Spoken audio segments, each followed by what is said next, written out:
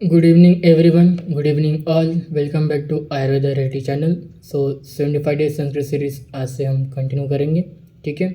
So first of all मैं बता दूं कि लेक्चर्स कभी कभी बीच में आएगी नहीं आएगी, ऐसा हो सकता है. ओके, क्योंकि कुछ इश्यूज़ चल रहे हैं, टेक्निकल इश्यूज़ चल रहे हैं, इसके कारण. ओके, सो चलो आज का 75 डेज संस्कृत सीरीज का टॉपिक है, इट इज़ धातु रूप.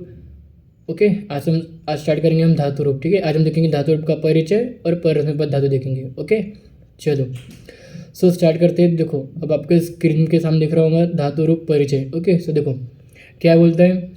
धातु संस्कृत भाषा का मूल क्रियात्मक शब्द है जिससे क्रियापद बनते हैं. देखो धातु एक मूल क्रियापद शब्द है. ठीक है, धातु. ओके, जिससे क्रियापद बनता है. ओके, क्रियापद मीन्स जैसे कि हम विद्यालय गच्छति, तो गच्छति क्रियापद हो गया. ओके, धातु से बनने वाले विभिन्न क्रिया रूपों को धातु रूप कहा जाता है. ओके, जो धातु से बनते उन्हें हम क्या बोलते हैं, धातु रूप कहते हैं.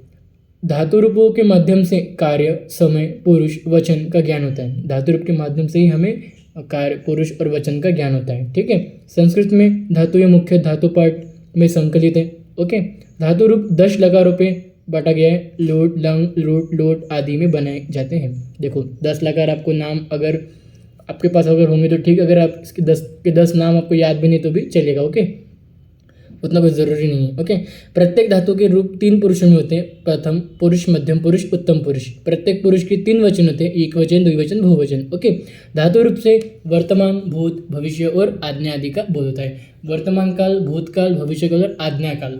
ओके, इसका बोध होता है हमें धातु रूप से. ठीक है, संस्कृत में धातुएं मुख्यतः परस्मैपदी, आत्मनेपदी तथा उभयपदी होते हैं. ओके, संस्कृत भाषा में शुद्ध वाक्य रचना और क्रियाओं के सही प्रयोग के लिए धातु रूपों का ज्ञान अत्यंत आवश्यक है. ठीक है, अभी देखो यहाँ पे क्या बोला है, स्मरणीय बात कौन सी, कि धातु है तो क्रिया है, क्रिया है तो वाक्य है, और वाक्य है तो भाषा है. ठीक है, ये बहुत बेसिक है, मैंने जो बताया पूरा, ये पूरे बेसिक पॉइंट्स है जो आपको याद रखने के बस. ओके, इनको याद नहीं करने के बाद आपको याद रखने के. ओके, अब देखो परिभाषा केवल धातु की, धातु से बनने वाले विभिन्न क्रिया रूपों को धातु रूप कहते हैं. उदाहरण जैसे कि धातु पठ मतलब पढ़ना. सो पठत, पठन, पठत, पठती, पठत, पठंती, पठसी, पठत, पठत, पठामी, पठाओ, पठाम. ओके, ये उदाहरण है. ओके, सो इसी तरह के उदाहरण आपके एग्जाम से पूछ जाते हैं. यूनिवर्सिटी एग्जाम में कौन सा भी धातु देख रहता है पठत, तो आपको पहचानना पड़ता है कि कौन से प्रकार का धातु है. ओके, कौन सा वचन है, कौन सा पुरुष है, ये आपको लिखना पड़ता है. ओके, सो नेक्स्ट हम देखेंगे परस्मैपद धातु, जिसमें पहला होता है लट लकार वर्तमान काल. यहाँ पे वर्तमान काल लिख के नहीं, ब्रैकेट में आप लिख लो, ब्रैकेट में लट लकार वर्तमान काल. सो इसका टेबल क्या आएगा, ये एक नियम टेबल है. ठीक है, जो आपको याद रखने का है. फॉर्मूला टेबल आपको ये याद करने का है. ठीक है, ये एक फॉर्मूला टेबल है जो आपको याद करने का है. ये टेबल जब आपको याद हो जाएगा तो आप फिर इसकी कौन सी भी आपको एग्जाम्पल्स आ जाए एग्जाम में या ओके पेपर में, तो आपको सॉल्व करते आ जाएगा आराम से. ठीक है, पहचानने में आ जाएगा और सॉल्व करते आ जाएगा. सो देखो पहला फॉर्मूला टेबल क्या है, लट लकार वर्तमान काल का. ठीक है, क्या बोलता है, तीत अंति सीथ त मी व मो.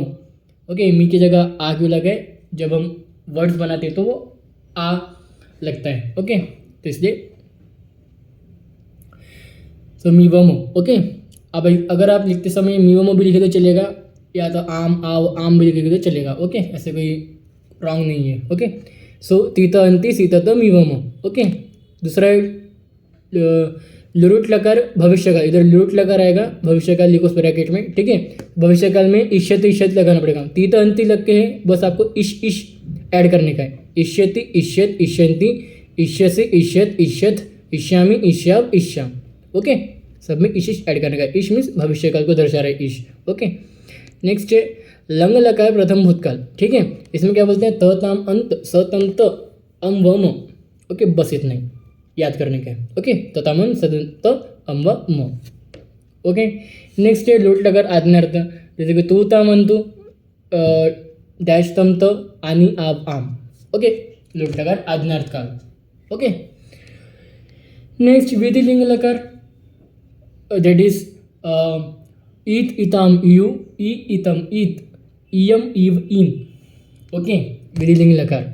सो ये आपको क्या करना है, याद करना है. सारे टेबल्स 5 के 5 को याद होना चाहिए टिप ऑफ माउथ में. ठीक है, और यहाँ देखो आपको कैसे भी, आपको यहाँ से एक ही उदाहरण है, कैसे उदाहरण है कि पठती, बताओ पठती कौन सा लट लकार है, कौन सा लकार है, कौन सा धातु है और कौन सा वचन, कौन सा पुरुष। बस आपको ये चार ही लिखने के, चार ही लिखने के इसमें वो एग्जाम का क्वेश्चन। जैसे पठती मैंने बोला तो पठती क्या है, पठती लट लकार वर्तमान काल, ओके, और परस्मैपद धातु है, ठीक है, और इसका पुरुष है प्रथम पुरुष और एक वचन है एक वचन, ठीक है। तो पठती क्या गया, एक वचन प्रथम पुरुष लट लकार वर्तमान काल परस्मैपद धातु, ओके। बस आपको इतना ही लिखने का है, वो उदाहरण को पहचान कर, बस। सो इसी टाइप के आपको उदाहरण आते हैं, 5 क्वेश्चन आते हैं 5 मार्क्स के लिए आपकी यूनिवर्सिटी एग्जाम में।